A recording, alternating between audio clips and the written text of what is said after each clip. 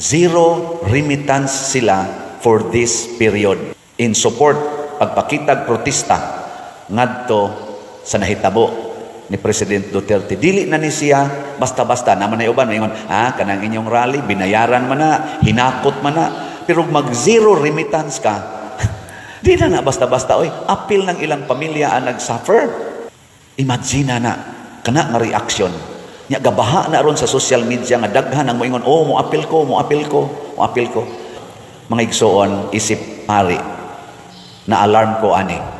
Ngano man matud pa sa panultihon lagi, Vox Populi, Vox Dei. The voice of the people is the voice of God. Kung majority nas mga tao mo tingog na gani, pasabot mo na tingog sa Ginoo. O giunsa man pagtingog aning ato mga Filipinos, pinaagi og prayer rally, peaceful gathering, dili inisog, dili revolusyon, kung dili peaceful rally.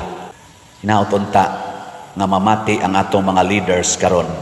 Mamati sa mga tao, mamati sa Ginoo. Dili mo padayon og insist niining mga decisions nga ang resulta maghatag og kadaot, kagubot, panagkabahin-bahin og kasakit sa daghang mga tao.